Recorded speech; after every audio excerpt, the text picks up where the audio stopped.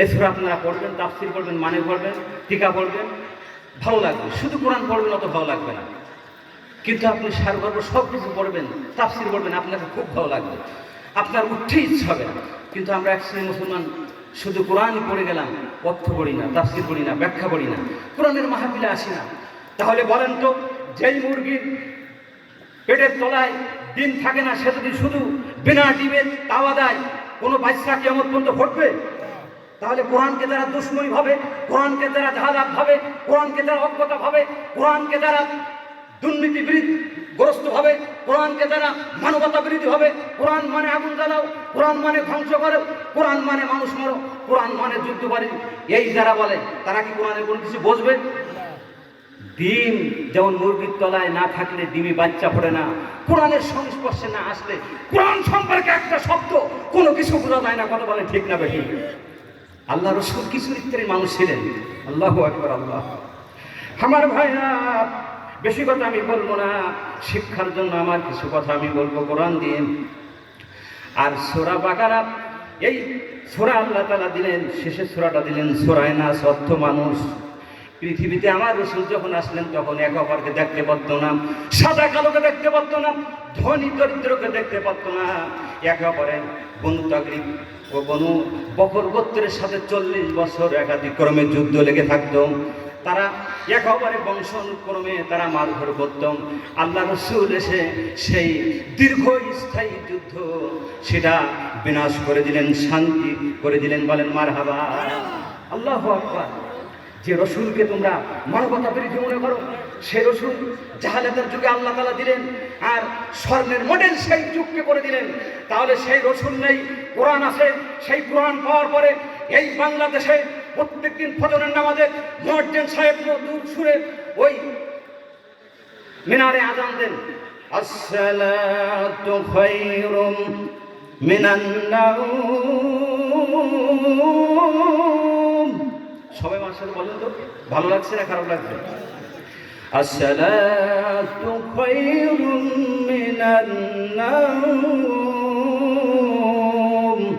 ঘুম হইতে নামাজ ভালো। আরো আছে না? হাইয়া আলাস সালাহ, নামাজের দিকে এসো। হাইয়া আলাস সালাহ, হাইয়া আলাস সালাহ, নামাজের দিকে এসো। এরপরে আরো আছে না? হাইয়া আলাল ফালাহ, কল্যাণের দিকে। তা সারা বছর মুয়াজ্জিন সাহেব মধুর সুরে আযান দেয়, ইমাম খতিবরা মিনার থেকে, আপনার মেহরাব থেকে তারা বলেন ওয়াখায়রুল কুরুনি সুম্মাল্লাযিনা ইয়ালুনাহুম, রাসূলের যুগ স্বর্ণের যুগ, তারপরের যুগ স্বর্ণের যুগ। এসব যুগগুলো থাকা সত্ত্বেও বর্তমান 21 শতাব্দীর মোকাবিলা চ্যালেঞ্জে এসে বাংলাদেশের বুকে সেই সোনালী সমাজ কেন আসে না? কেন ইঞ্জিনিয়ারিং হয়? কেন এক শ্রেণীর ফল পায় আর এক শ্রেণীর জোর করে কৌশল করে ম্যানেজ করে তারা ক্ষমতা যায়? কথা বলে ঠিক না বেশি? মুয়াজ্জিনে আযান বাদ দাও, ওই কোরআনের খুতবা বাদ দাও, আগে সমাজ রাষ্ট্র ঠিক করো, সংসার ঠিক করো, তারপরে কোরআন ওই মসজিদে মিনারে তোমরা আযান দিও, খুতবা দিও। কথা বলে ঠিক না বেশি? কিন্তু না, আবার আল্লাহ তাআলা সূরা বাকারার ভিতরে তা বলছেন, ইয়া আইয়ুহাল্লাযিনা আমানু ইসতাঈনু বিস-সাবরি ওয়াস-সালাহ, নামাজে আগে সবর করো। সুতরাং বাংলাদেশের বুকে মানবতার পক্ষে, মানুষের পক্ষে নীরব থেকে গণতন্ত্রের মাধ্যমে মানুষকে কোরআনের সংস্পর্শে এসে, কোরআনের সংস্পর্শ নিয়ে, কোরআন সুন্নাহ নিয়ে মানুষকে বোঝায়। বারবার পৃথিবীতে ক্ষমতায় যাওয়ার জন্য আল্লাহ সুবহানাহু ওয়া তাআলা বলেছেন। এজন্য প্রত্যেক ইসলামী দলগুলো দেশের পরে কল্যাণের কথা বলে। তারা কোনো বোমা ফুটায় না, তারা মানুষ মারে না। 5ই আগস্টের আগে এত কিছু বাংলাদেশে হয়েছে, একটাও তারা বিরোধী ভূমিকা নেয় নাই, কোনো মানুষকে প্রতিশোধ নেয় নাই। এখনো পর্যন্ত তারা শহীদ হচ্ছে, কিন্তু তার ব্যতিক্রম পাল্টা জবাব দিচ্ছে না। কথা বলেন ঠিক না বেশি? এটাই কোরআনের চরিত্র। যারা শহীদ হলো, পঙ্গু হলো, যারা শাহাদাত বরণ করলো, তারা বিরোধী কোনো ভূমিকা পালন করলো না। মানবতার দুয়ারে রাসূলের মতো হাত দিয়ে তারা বলছে, এসো জাতি, হে জাতি, তোমরা কি কোরআনকে চেনো না? এই মানবতার পক্ষে কল্যাণের জন্য তোমরা এসো। আমরা শহীদ হতে জানি, আমরা মানুষের শান্তির জন্য জানি, আমরা মানবতাকে, বিশ্ব মানবতাকে ফুলের সংস্পর্শে কেটে দিতে পারি। ফাআসাবতুম বিনিমাতি ইখওয়ানা, তোমরা ছিলে জাহান্নামের দ্বার প্রান্তে, তোমাদেরকে ধরে আমরা জান্নাতের ভিতরে নিয়ে আসার জন্য আমাদের আগমন। আমরা প্রতিশোধে বিশ্বাসী না, পাল্টা বিরোধী ভূমিকায় জবাব দিয়ে মানুষকে শেষ করে ক্ষমতা দেওয়ার এজেন্ডে আমরা বিশ্বাসী না। আমরা রাসূল যেমন আপনার সেই মদিনায় 10 বছর দেশ চালিয়েছিল, সুন্দর একটা আদর্শ সৃষ্টি করেছিল, সোনালী যুগ সৃষ্টি করেছিল, এমন একটা যুগ সৃষ্টি করার জন্য ইসলামী দলগুলো, মুসলমানগুলো তারা এক হয়ে আসে, যার কারণে তারা ইঞ্জিনিয়ারিং করে, ম্যানেজ করে, তারা কৌশল করে, বাইরের দেশের প্রধানকে ম্যানেজ করে, তারা সবগুলো নিয়ে আমাদের 68টা দিয়েছে। কথা বলেন ঠিক না বেশি? মানুষ এটা বুঝে গেছে সামনে আর সম্ভব হবে না, মানুষ সব কিছু জেনে গেছে। ইনশাল্লাহ জনগণ জানার পরে সামনে আবার 5 বছর পরে, 5 বছর তারা যাবেও কিনা ঠিক না, ইনশাল্লাহ তার আগে হয়তো তাদের ক্ষমতা শেষ হয়ে যেতে পারে। বাংলার জনগণ আবার এই মুসলমানদেরকে আলেম ওলামা, টুপি, মুহাদ্দিস, মোহতারাম, ওলামা হাজরাত, ইমাম, খতিবদেরকে, মুফাসসিরিন কিরামদেরকে, হুজুরদেরকে, মাদ্রাসার মুহাক্কিকদেরকে আবার ক্ষমতায় বসাতে পারে। চিৎকার করে বলেন মারহাবা। জনগণ সব কিছু জানে। আল্লাহ এর জন্য সূরা বাকারা দিলেন যে তোমরা দেখো, কোরআন পড়ো, যে গাভী মার্কা, গরু মার্কা, এই সমস্ত চরিত্রের মানুষ সমাজে থাকবে, তাই বলে তোমরা কঠিন হও না, তাদের পরে কঠিন স্বভাব করো না, তাদেরকে পাল্টা আক্রমণ করো না। রাসূলের যখন একজন বেদুইনি বাড়িতে গিয়েছিল, কয়েকটা খুরমা প্রতিটি বালতির বিনিময়ে তাকে দেওয়া হয়েছিল। আপনার পানি উত্তোলন করার পরে সর্বশেষ যখন কেটে গিয়েছিল, রাসূলের চপেটাঘাত করেছিল, এ কথা সবাই জানেন না হুজুরদের ওয়াজে। কিন্তু তারপরে মারার পরে রাসূল অনুতপ্ত হলো, রাগ হয়ে গেল, যে চেহারাটা অন্য হয়ে গেল। আল্লাহর ফেরেশতা এসে গেল, আপনি বিসমিল্লাহ বলবেন, উঠে যাবে। তখন সেই বেদুইনটা ভাবলো, সর্বনাশ, এত গর্ত কিভাবে করে, আল্লাহু আকবার। সুতরাং মানবতার পক্ষে ভালো ছাড়া এরকম কোনো খারাপ হতে পারে না।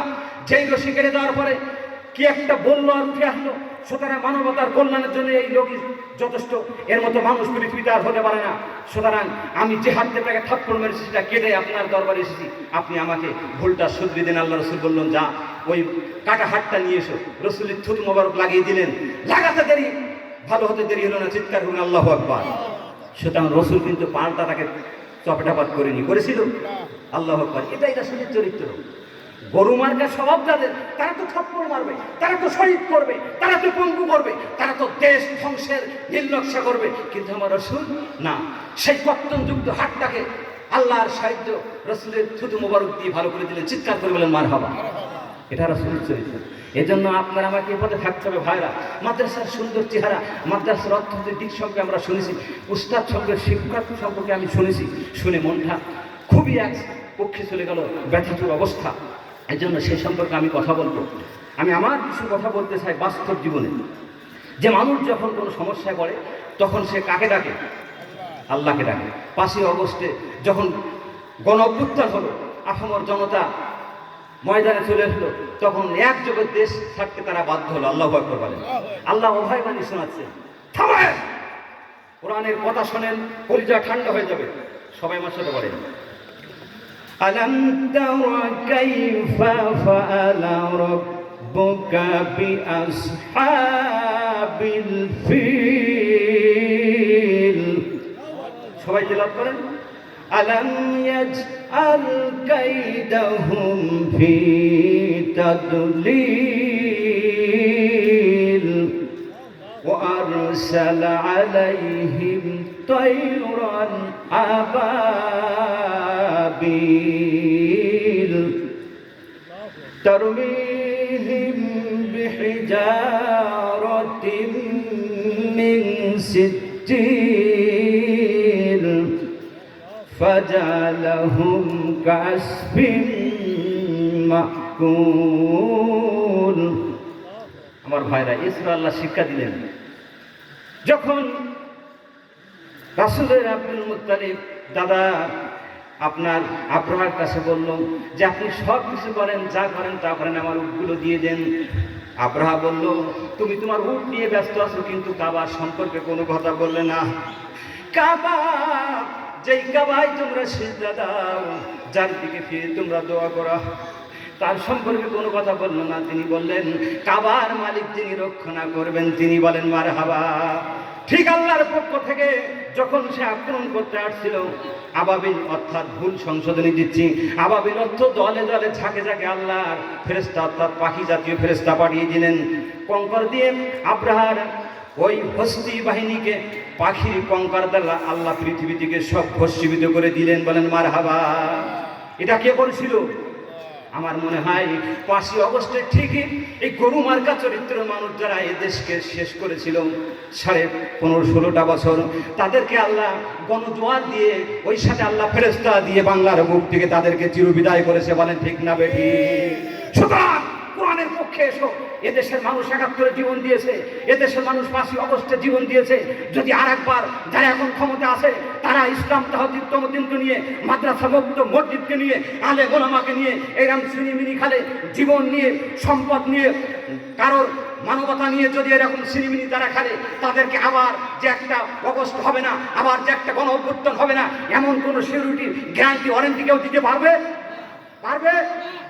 আমার ভাইরা, এই জন্য আমাদের চরিত্র হলো রাসূলের চরিত্র। আমরা মানুষকে আঘাত করি না।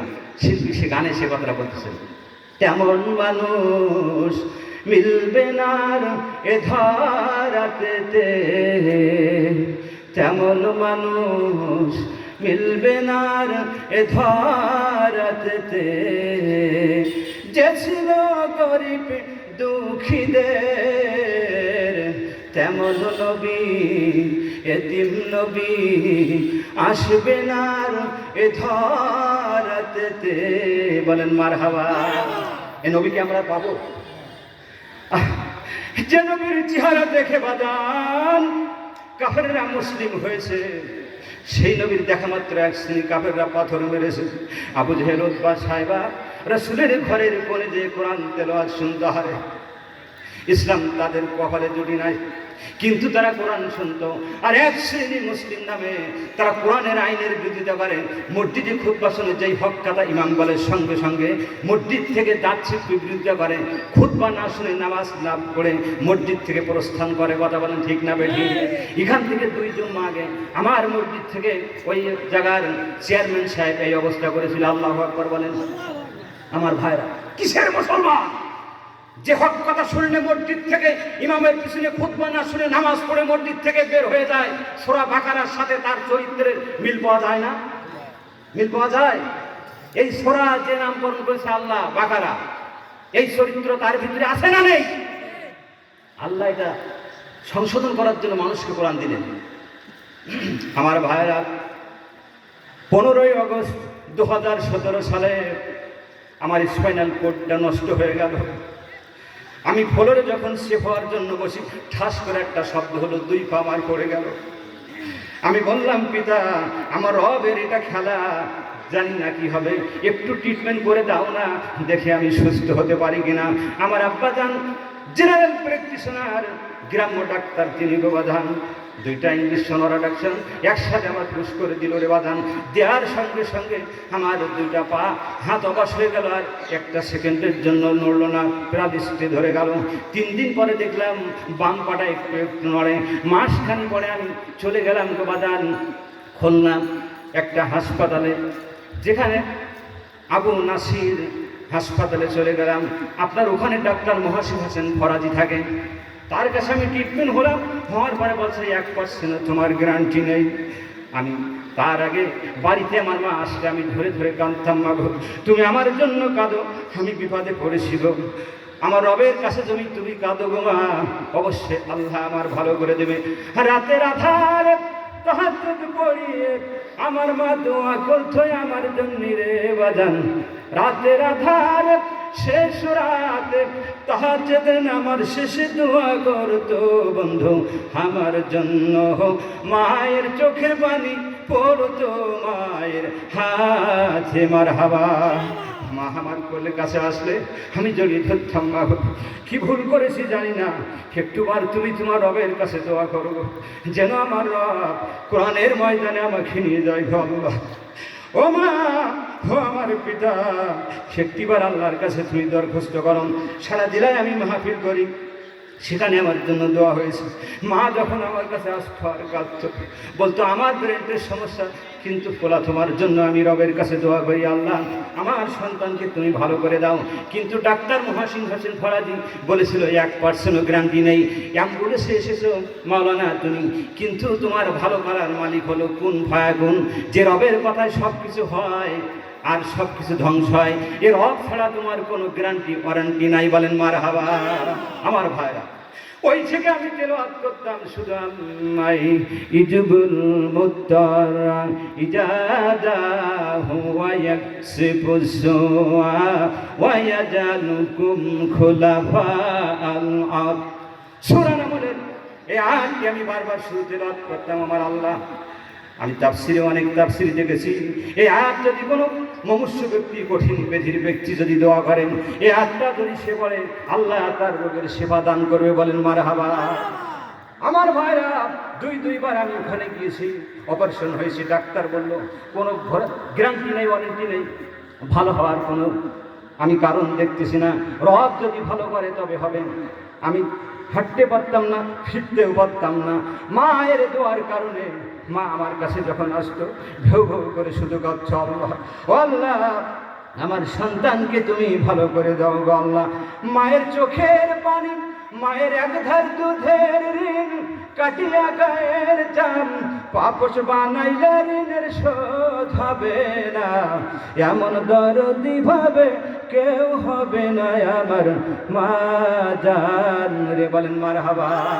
মা শুধু কাঁদতো, পিতা শুধু কাঁদতো। আমি দেখতাম আমার কাছে যখন আসতো, সঙ্গে সঙ্গে তাদের চোখে আমি পানি দেখতাম।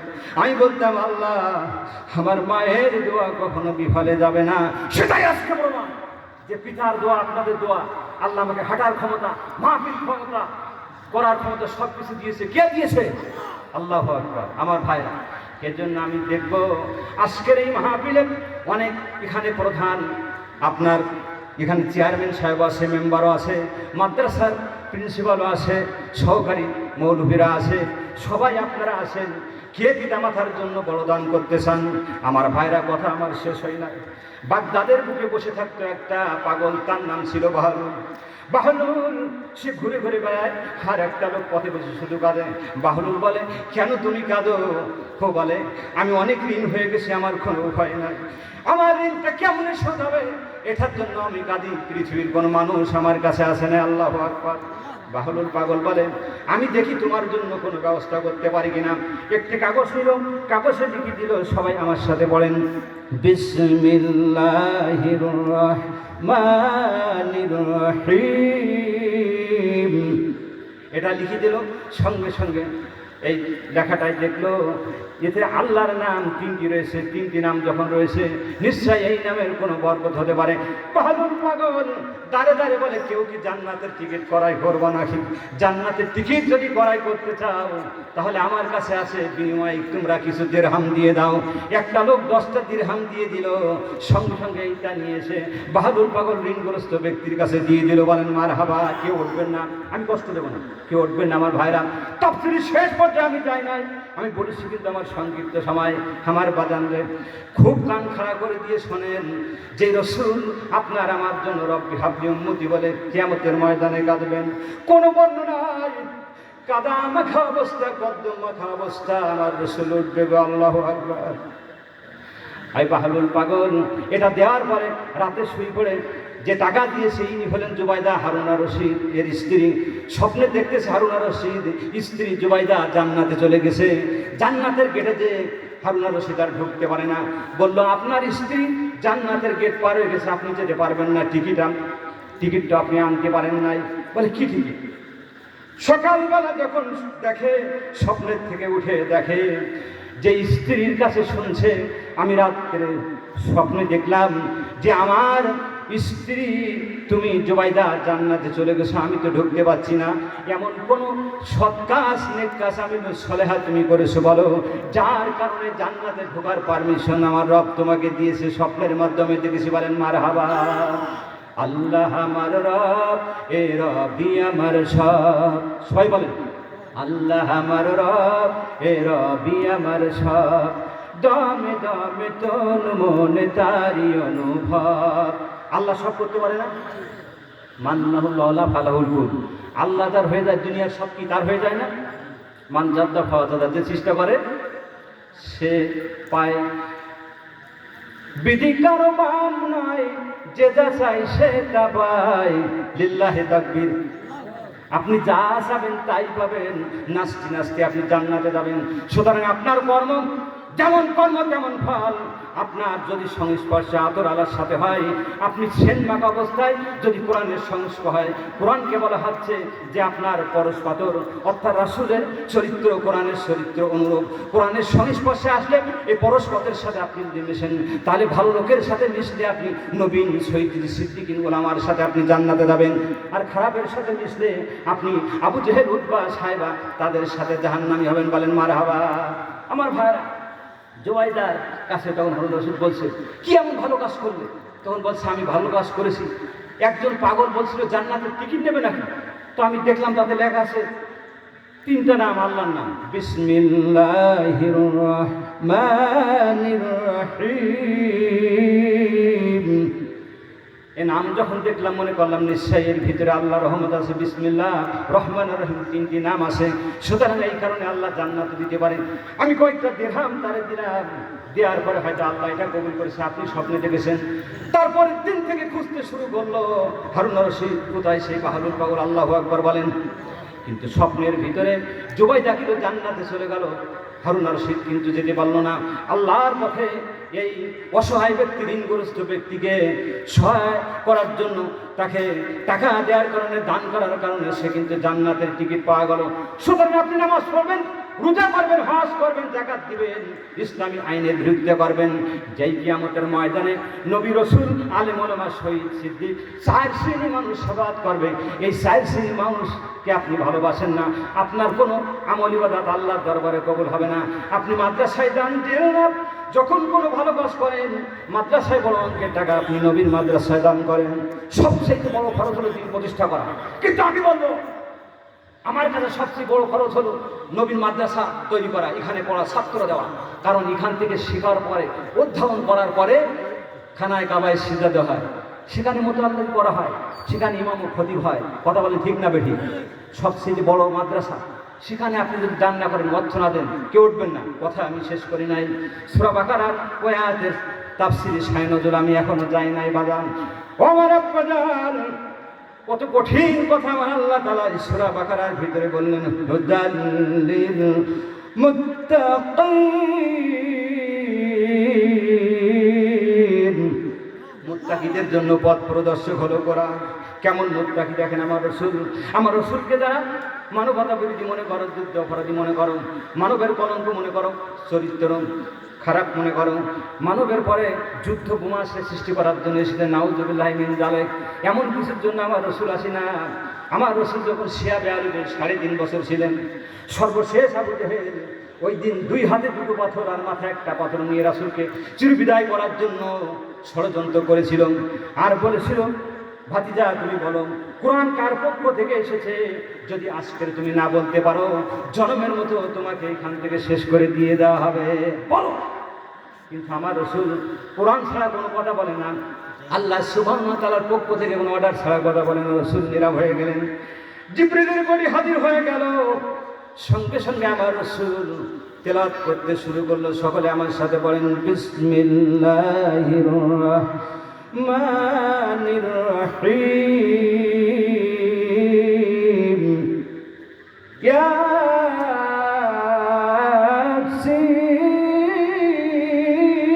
ইয়াসিন ওয়াল কুরআনিল হাকীম ইন্নাকা লামিনাল মুরসালিন। আমার রাসূল তেলাওয়াত করলো। আবু জেহেল, আগে তার নাম ছিল আবুল হাকাম, গেরিদের পিতা। কোরআনের সংস্পর্শ না আসার কারণে, ইসলামী তাহজিব তামদ্দিন না মানার কারণে আল্লাহ সুবহানাহু ওয়া তাআলার পক্ষ থেকে তার নাম ঘোষণা করা হলো আবু জেহেল, অর্থাৎ মূর্খের পিতা। আবুল হাকাম মানে জ্ঞানীর পিতা।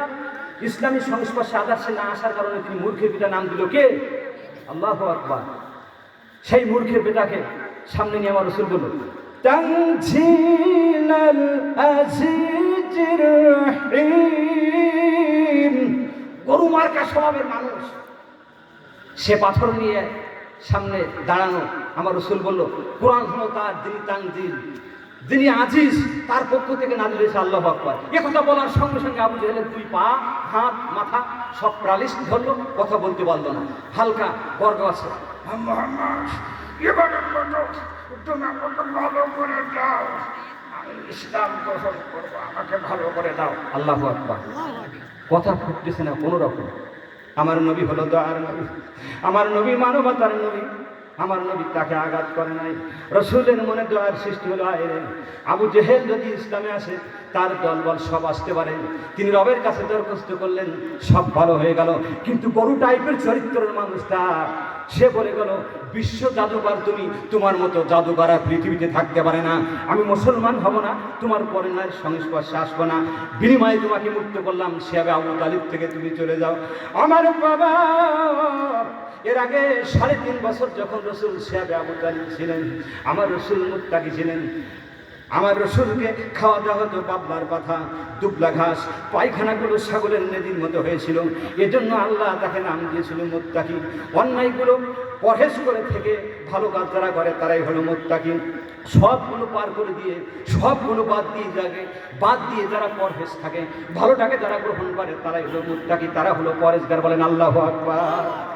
যদি তুমি মুসলিম দাবি করো, রাসূলের মতো দান শহীদ করো, যদি মুসলিম দাবি করো তুমি, শরীর থেকে রক্ত ঝরাও। আল্লাহু আকবার বলেন। তায়েফের ময়দানে রসুল রক্ত ঝরিয়েছে, উহুদের ময়দানে রসুল দান শহীদ করে দিয়েছে। সর্বশেষ যখন বেহুশ হয়ে গেল বাজান, গরু টাইপের চরিত্র লোকটা, ছেলেরা তারা মনে করলো যে তারা এই লোককে শহীদ করে দিয়েছে, তারা চলে গেল। কিন্তু আমার রব, আল্লাহু আকবার, আল্লাহ, আমার রসুল রবের দয়ায় উঠে গেল। তৃতীয়বার বেহুশ হওয়া অবস্থা থেকে আমার আল্লাহ হুঁশ ফিরিয়ে দিল। আমার রসুল উঠে দেখলো, আওতাস পাশে দাঁড়ালো, বললো, আওতাস তুমি কি আমাকে কিছু খাওয়াতে পারো? পাশের বাগান থেকে 1 গ্লাস আঙ্গুরের রস এনে রসুলকে পান করালো। রসুল একটু তৃপ্তি পেয়ে গেল। বলেন মারহাবা। সুতরাং চাইতে রাসূলকে গরু স্বভাব টাইপের মানুষেরা মেরে আঘাত করেছিল, রক্তাক্ত করেছিল। হুঁশ আসার কারণে আওতাস 1 গ্লাস আনারের শরবত খাওয়ার কারণে তিনি কষ্ট পেরেশানি দূর করেছিলেন, তার কষ্ট হয়েছিল, অর্থ দিয়েছিল। এই জন্য আজও যারা মাদ্রাসার ডোনার হবেন, বার্ষিক মাসিক আপনার 6 মাসিক টাকা দেবেন, 2000, 5000, 10,000 মাদ্রাসার ছেলেদের জন্য ফ্রি রেজিস্ট্রেশন টাকাগুলো যার আগে আপনারা দিবেন, ফর্ম ফিল আপ টাকাগুলো আপনারা দিবেন, মাদ্রাসার বিল্ডিং করে দেবেন, লিল্লা বোর্ডিং করে দেবেন, এতিমখানার জন্য দিবেন, আপনার হাফেজে কোরআনের জন্য আপনারা অর্থ দিবেন। প্রতি মাসে এরকম ডোনার আপনাদের থাকা চাই। জীবনে যা খারাপ কাজ আপনারা করেছেন, হোক আপনি বিএনপি, আওয়ামী লীগ, জাতীয় পার্টির আপনার জাসদ পাসদ যেই দলের লোক হন না কেন, আল্লাহ সকল দলের মানুষকে সূরা বাকারার ভিতরে শামিল করে বলছেন, সর্বশেষ সূরার নাম হলো নাস। যদি এই শ্রেণী মুসলমান কোরআনের সংস্পর্শে এসে আলেম ওলামা, নবী, শহীদ, সিদ্দিকিন, এদের 4 শ্রেণী কিয়ামতের ময়দানে শাফাআত করবে। এদের অন্তর্ভুক্ত যদি হয়ে যাও, এরকম দিন প্রতিষ্ঠান তৈরির জন্য তোমরা সদকায়ে জারিয়া করতে পারো। আমি